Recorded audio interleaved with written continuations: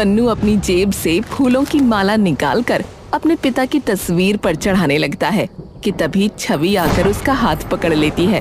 तेरा दिमाग खराब हो गया? वो पापा है तेरे। पापा है नहीं, पापा थे। तभी उनके दरवाजे पर दस्तक होती है। मन्नू जाकर दरवाजा खोल देता है। हाँ जी। सरपंच जी ने पंचायत रखवाई है और आपको भी बुलाया।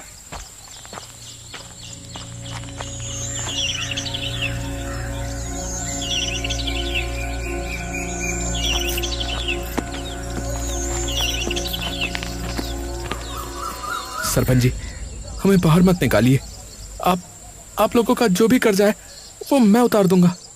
वो तो उतारना ही होगा, और अगर नहीं उतार सकते तो अभी के अभी गांव से बाहर निकल जाओ। और गांव में तभी कदम रखना जब तुम्हारे पास हमारा कर्जा उतारने के पैसे आ जाएं। ऐसा मत कीजिए, हम दोनों कहाँ जाएंगे? उसका मुझे नहीं पता। इन लोगों के पास भी इतना पैसा नहीं था, लेकिन फिर भी उन्होंने तुम्हारे पति पर भरोसा करके उसे पैसे दिए, और बदले में उसने क्या किया है? उसने क्या किया? पैसे लेके भाग गया। तो अभी के अभी तुम भी गांव से बाहर निकल जाओ। मन्नू और छवि बिना कुछ कहे चुपचाप वहाँ से चले जाते हैं।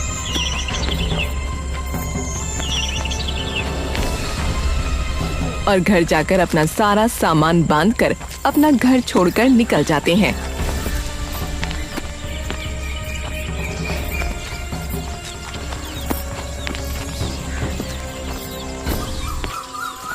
इतनी इज्जत करते थे गांव में लोग उनकी, और उन्हीं लोगों को धोखा देते हुए उन्हें जरा भी शर्म नहीं आई।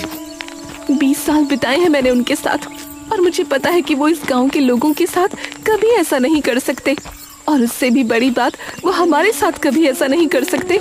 अरे तो कहाँ है वो? कहाँ है वो? बताओ ना, जवाब दो ना माँ। छवि चुप हो जाती है। दोनों काफी देर तक यूं ही चलते जाते हैं। अब जाएंगे कहाँ? रात भी होने वाली है और भूख भी बहुत लगी है। एक काम करते हैं, जंगल जाकर कुछ खाने के लिए ढूंढते हैं। क्या पता वहाँ कुछ मिल जाए खाने को। सही कहा। छवि और मन्नू खाने की तलाश में चलते चलते जंगल की काफी गहराई में पहुंच जाते हैं, और देखते ही देखते अब दिन भी ढलने लगता है।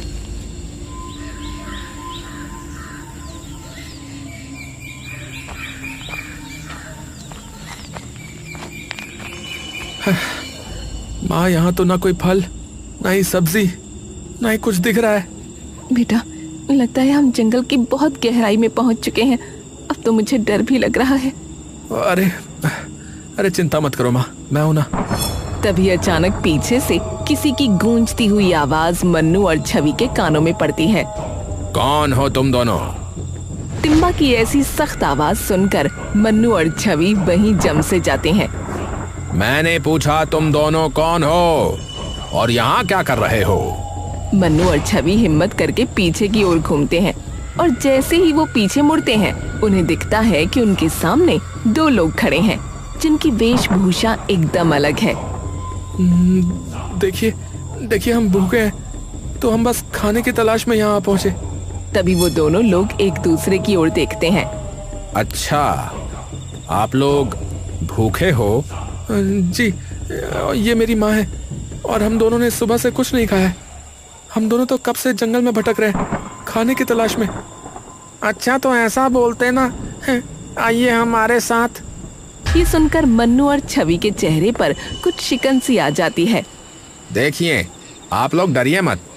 हम लोग वेदा कबीले के लोग हैं। आपने हमारे वेदा कबीले का नाम वैसे भी सुना ही होगा, और भूखों को खाना खिलाना तो हमारे कबीले का सबसे बड़ा नियम है। तो आप बेझिझक हमारे साथ आ सकते हैं। टिम्बा मन्नू और छवि को अपने साथ घर ले जाता है। आप बैठिए, मैं कुछ देर में खाना तैयार कर देता हूँ। थोड़ी देर में ही टिम्बा खाना तैयार कर मन्नू और छवि के सामने परोस देता है। खाने की महक सूंघकर मन्नू और छवि की भूख 2 गुनी हो जाती है। वाह भाई वाह, महक तो बड़ी जबरदस्त आ रही है। अरे, आपने आज तक ऐसा खाना कभी खाया नहीं होगा। ये खाना हम अपने पूर्वजों के बनाए खास मसालों से बनाते हैं। मेरी सब्जी किस चीज की है? ये है बैंगन, और टमाटर की चटनी।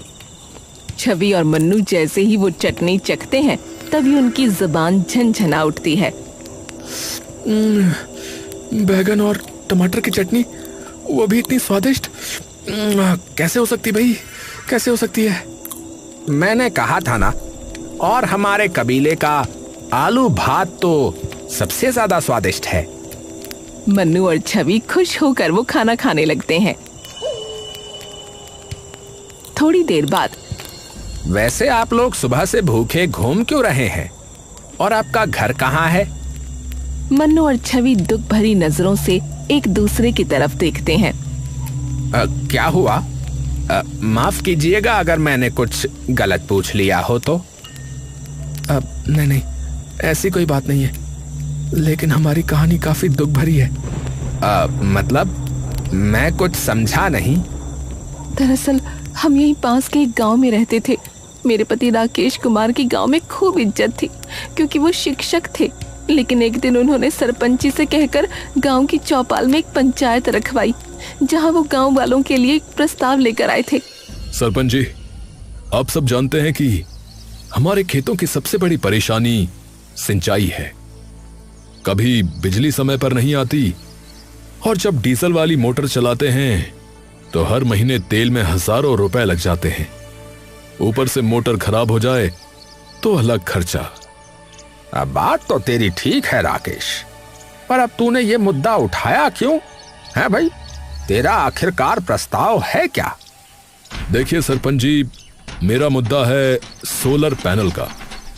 अगर हम सोलर पैनल लगवाते हैं तो सालों तक ना बिजली का बिल आएगा ना तेल का खर्चा, और जब चाहो तब पानी भी मिल जाएगा हमें। ये सुनकर गांव के सभी लोग हैरान हो जाते हैं। हैं? अरे भाई, ये सोलर पैनल आखिर क्या है भाई? और आखिर ये कैसे काम करता है? देखिए, सोलर पैनल एक तरीके का यंत्र है जो कि रोशनी को, यानी कि जो धूप आती है ना, उसको बिजली में बदल देता है।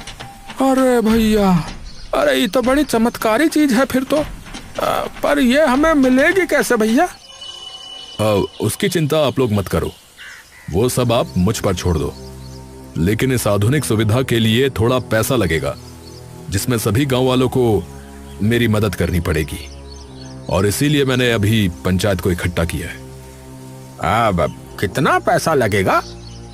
लगभग 8 से 10 लाख रुपए लगेंगे। ये सुनकर सभी गांव वाले थोड़ी देर के लिए हैरान और परेशान हो जाते हैं।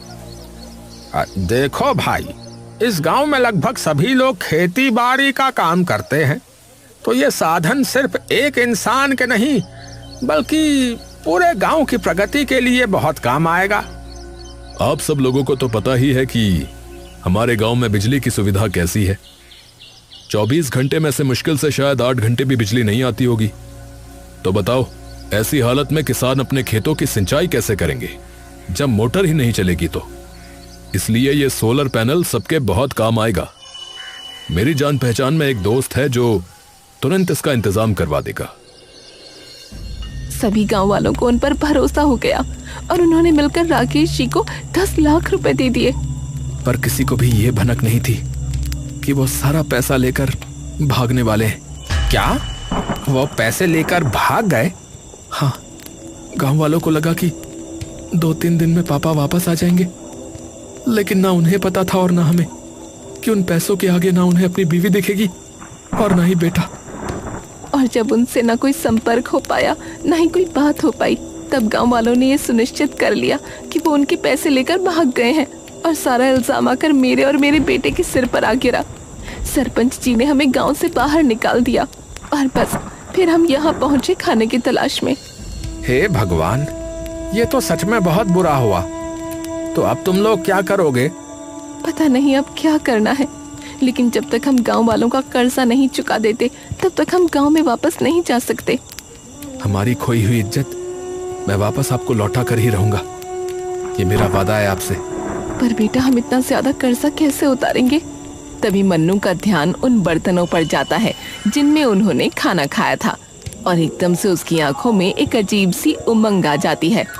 माँ, क्यों ना हम अपना एक ढाबा खोलें? ना हमारे पास कोई पैसा है, ना रहने के लिए कोई घर।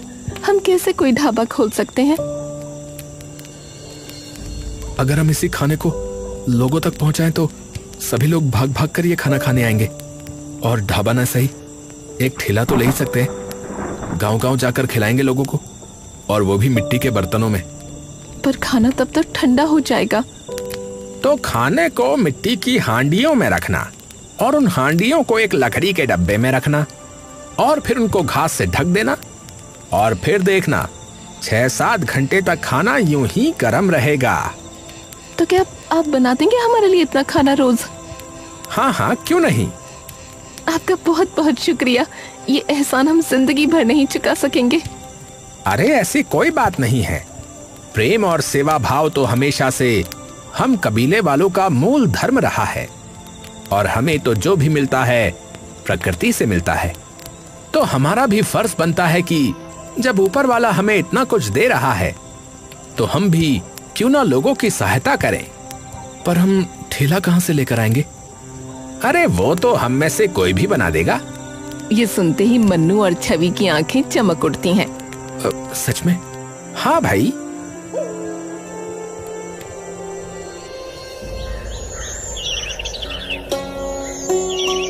कुछ ही दिनों में टिम्बा उनके लिए ठेला बनाकर तैयार कर देता है।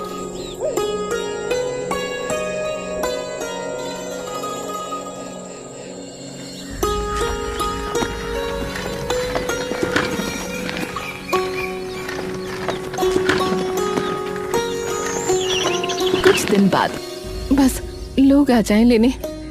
आ जाएंगे माँ, आप बिल्कुल चिंता मत करो। थोड़ी देर में दोनों गांव में पहुंच जाते हैं और काफी देर तक यूं ही अपनी रेड़ी लेकर इधर उधर घूमने लगते हैं। अरे ले लो केले की सब्जी, आलू भात, बैगन टमाटर की चटनी। अरे ले लो, अरे आओ आओ भैया, अरे अरे आइए आइए। तभी ये सुनते ही कुछ गांव वाले उनके पास आते हैं। अरे भाई, ये सब्जी तो पहली बार सुनी है, क्या है? अरे काका, एक बार खा के तो देखो, उंगलियां चाटते रह जाओगे। हाँ, उंगलियां चाटते रह जाओगे? ऐसी क्या चीज है भैया? अच्छा भाई, जरा खिलाओ चखाओ, हम भी तो चखें, देखें कि कैसी है ये केले की सब्जी। और मुझे जरा वो आलू भात चखाना, जरा देखते हैं कैसा है। रोटी वगैरह नहीं है क्या इसके साथ? नहीं काका, अभी रोटी तो नहीं है, पर हाँ बहुत जल्दी रोटी बनाना भी शुरू कर देंगे। मन्नू उनके लिए आलू भात कटोरी में डालकर दे देता है।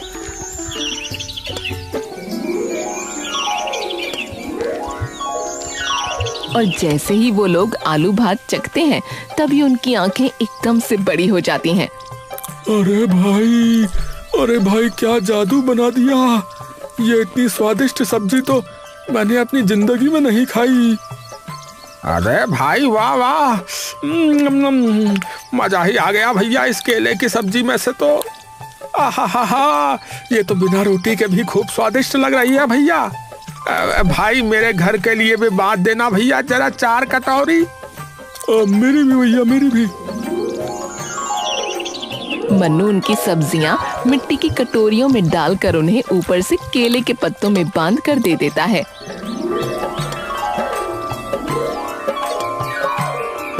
अरे वाह, तुम तो बिल्कुल सारी चीजें एकदम प्राकृतिक तरीके से देते हो। बिल्कुल काका। तो कैसा रहा पहला दिन? अब इतनी बिखरी तो नहीं हुई जितनी सोची थी, पर हाँ, आपके हाथों का बना खाना जिसने भी खाया वो उंगलियां चाटता रह गया। कोई बात नहीं बेटा, आज तो पहला दिन था ना, धीरे धीरे करके भगवान की दया से बढ़िया चल जाएगा काम। अगले दिन एक और बार फिर मन्नू और छवि अपना ठेला लेकर उसी गांव में पहुंचे। लेकिन अब की बार जैसे ही लोगों ने उनका ठेला देखा तो उनके आसपास काफी सारी भीड़ जमा हो गई। अरे भाई, हम तो तुम्हारा इंतजार कर रहे थे कब से, हैं कि आओगे। और भैया, जब से तुम्हारे हाथों की बनी सब्जी खाई है मैं तो भूल ही नहीं पाया भैया उसका स्वाद। तो भाई ऐसा है कि मेरे लिए तो भैया आलू भात की पूरी हांडी कर दो भैया। हाँ। अरे बहन जी, आपके हाथों में तो जादू लगता है। मैं तो कल अपने पति पर गुस्सा हो गई कि इतनी से क्यों लाए, तो मेरी भी एक पूरी हांडी कर देना। हाँ, धन्यवाद बहन जी, पर मैंने ये नहीं बनाया, किसी और ने बनाया है। ये बेदा कबीले वालों का पुश्तैनी खाना है। अरे वाह! और देखते ही देखते यूं ही शाम होने से पहले पहले मन्नू और छवि के ठेले से सारा खाना खत्म हो जाता है।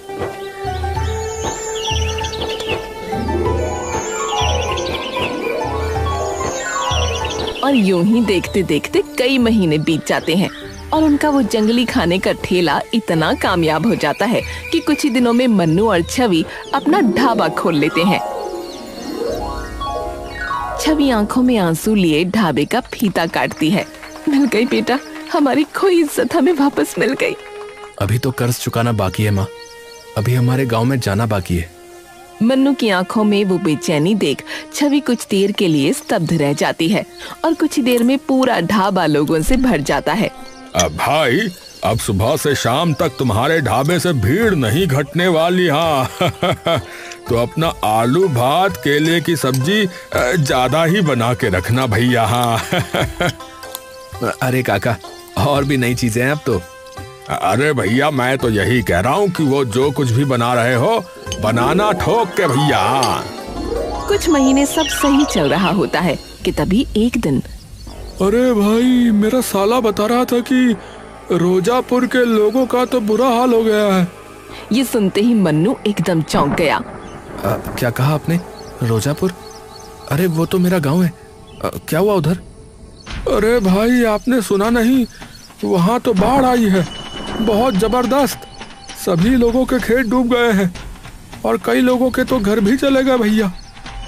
ये सुनते ही मन्नू एकदम से चौंक गया और तुरंत अपनी माँ के पास दौड़ता हुआ गया, जो रसोई में टिम्बा के साथ खाना बना रही थी, और उन्हें सारी बात बताई। उन लोगों की मदद करनी होगी माँ, लोग पता नहीं कैसी हालत में होंगे इस वक्त। पर हम क्यों जाएं? जब हमारा ऐसा हाल था तब किसी ने भी आकर पूछा हमसे कि हम कैसे हैं, और किसी ने भी रोकना नहीं चाहा जब सरपंच जी हमें गांव से बाहर निकाल रहे थे। माँ, पर आप ये भूल गई कि जब हमें जरूरत थी तो टिम्बा भैया ने भी तो हमारी मदद की थी। तो जब भगवान हमें इतना दे रहा है तो हमारा भी फर्ज बनता है कि उनके बनाए लोगों की मदद करें। और मैं मानो चाहे ना मानो, नुकसान तो उनका हुआ था। पापा उनके भी पैसे लेकर भागे थे, तो उनका गुस्सा होना गलत नहीं है। काकी बात मन्नू ठीक कह रहा है। आप और मन्नू जाओ, मैं हूं ना यहाँ। छवि सुनते ही कुछ देर के लिए शांत हो जाती है। ठीक है। छवि और मन्नू तुरंत अपने गांव की ओर निकल जाते हैं और दोपहर तक वो अपने गांव में पहुंच जाते हैं।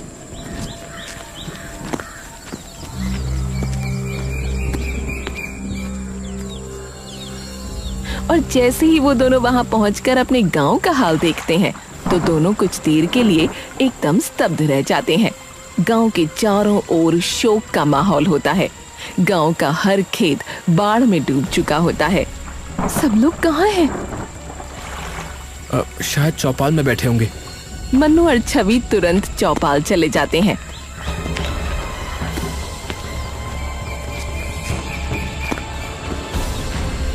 और जाकर देखते हैं पूरा गांव चौपाल पर इकट्ठा हो रखा है। उन दोनों को देखते ही सरपंच का खून खौल उठता है। तुम दोनों क्यों आए हो यहाँ? देखिए, मैं जानता हूँ कि आप सभी लोग हम सबसे गुस्सा हैं, क्योंकि मेरे पापा ने आप सभी लोगों के साथ विश्वासघात किया है। लेकिन यकीन मानिए, उन्होंने आपके साथ नहीं, हमारे साथ भी उतना ही बड़ा विश्वासघात किया है। तो इसलिए मैं आप लोगों से हाथ जोड़कर विनती करता हूँ कि कृपया हमें आप लोगों की मदद करने दीजिए। अरे क्या मदद करोगे तुम? गांव में खाने को दाना तक नहीं बचा है। रोज ये सोचना पड़ता है कि आज के खाने का इंतजाम कैसे होगा। रोज लगता है कि आज खाना मिलेगा या नहीं। चिंता मत कीजिए, आप हमारे साथ आइए, आप सभी लोग। अरे भाई, लेकिन कहाँ? आप सब लोगों को अपने आप पता लग जाएगा। मन्नू गांव के सभी लोगों को लेकर अपने ढाबे पर चला जाता है और सब लोगों को बिठाकर बिना एक पैसा लिए खाना खिलाने लगता है। गांव के सब लोग वो खाना खाते ही दंग रह जाते हैं। अरे भाई, तुम्हारे हलवाई ने खाना बहुत ही स्वादिष्ट बनाया है। मन्नू मुस्कुराकर टिम्बा की ओर देखता है। धन्यवाद आपका, आप सभी लोगों का बहुत बहुत धन्यवाद। और जब तक आप लोगों के खेतों से पानी नहीं उतर जाता तब तक आप लोगों को खाने पीने की बिल्कुल चिंता करने की जरूरत नहीं है। और जिसके पास रहने के लिए घर नहीं है वो यहाँ आकर रह सकते हैं। ये सुनते ही सरपंच चुपचाप मन्नू और छवि की ओर देखते हैं। 2 महीने बाद सारा पानी उतर जाता है और सब किसान वापस से अपने अपने खेतों में खेती करना शुरू कर देते हैं।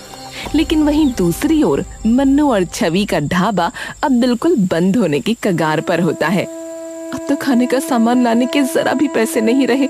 2 महीना लोगों को मुफ्त में खाना खिलाते खिलाते हमारे पास कुछ नहीं बचा।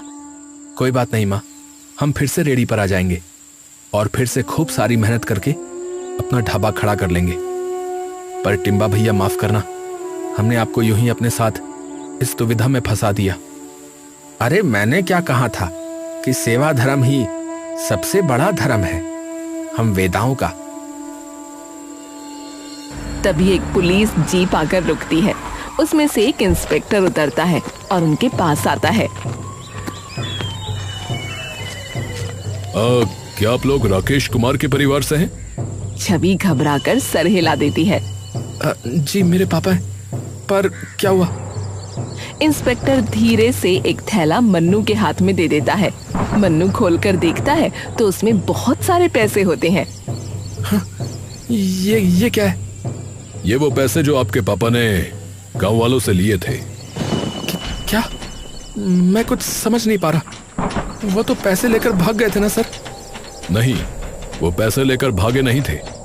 दरअसल जिस दोस्त पर उन्होंने सोलर पैनल लाने के लिए भरोसा किया था उसने राकेश जी से पूरे पैसे ले लिए और फिर गायब हो गया। और फिर राकेश जी हमारे पास आए और उन्होंने हमें सारी बात बताई। उन्होंने कहा था वो गांव वापस खाली हाथ नहीं जा सकते। तो पर हमें उस इंसान के बारे में कुछ पता नहीं लग पाया, तो उन्होंने कई जगह जाकर उस आदमी के बारे में जानकारी इकट्ठी करनी शुरू कर दी और आखिरकार हमें फोन करके उसका ठिकाना बताया। हम तुरंत वहां पहुंचने के लिए निकले, लेकिन उससे पहले ही उन लोगों को पता लग गया कि राकेश जी ने पुलिस को खबर कर दी है। इंस्पेक्टर कुछ पल के लिए रुकता है और अपनी टोपी सर से उतार लेता है। जब हम पहुंचे तब तक बहुत देर हो चुकी थी। हम उन ठगों को तो पकड़ पाए, लेकिन राकेश जी को नहीं बचा पाए। उन लोगों ने राकेश जी जैसे कई लोगों को ठगा था, तो उन्हीं की वजह से आज न जाने कितने लोगों को उनके हक के पैसे मिले हैं। राकेश जी भागे नहीं थे, वो लड़ रहे थे। ये सुनते ही मन्नू और छवि वहीं बिखर जाते हैं और फूट फूट कर रोने लगते हैं। अरे अरे संभालो संभालो आप दोनों खुद को। वो भी ऊपर खुश नहीं होंगे आपको ऐसी हालत में देखकर। मैं उनका बेटा कहलाने के लायक नहीं हूं। न जाने क्या क्या भला बुरा बोल दिया अपने ही पिता के बारे में। आप सही थी माँ। तभी टिम्बा उन दोनों को संभालने लगता है। सबसे पहले तो आपको उनकी इज्जत और उनका सम्मान वापस दिलाना होगा उन्हें, ये सच सभी गांव वालों को बता करके। इंस्पेक्टर साहब, क्या आप खुद उन्हें ये बात बता देंगे? जी बिल्कुल। वो सब लोग गांव जाते हैं और उन्हें सारी बात बता देते हैं, जिसे सुनकर सारे गांव वाले भावुक हो जाते हैं। अरे एक बेटा है जिसने हमें बिना कुछ कहे 2 महीने तक खाना खिलाया, इतने लोगों को रहने के लिए छत दी, और एक बाप था जिसने हमारे पैसों के लिए अपनी जान दे दी। और हमने क्या किया? इन पे शक, इन्हें गांव से बाहर निकाल दिया। अरे माफ कर देना मन्नू बेटा, हमें माफ कर देना। मन्नू वो पैसे सरपंच जी को दे देता है। ये आप सभी के पैसे। ये अब तेरे हैं बेटा, इससे तू अपना ढाबा खोल नया। मन्नू चौंक कर उन सभी लोगों को देखता है और छवि चुपचाप ऊपर आसमान की ओर देखने लगती है। हमें बचाने के लिए शुक्रिया, और मुझे अकेला छोड़ जाने के लिए मैं जिंदगी भर माफ नहीं करूंगी। आप चाहे मुझे ऊपर आने के बाद कितना ही मनाने की कोशिश करो। कुछ ही दिनों में मन्नू अपना ढाबा अपने गांव में फिर से खड़ा कर देता है। पर अब की बार ढाबे का नाम होता है राकेश ढाबा।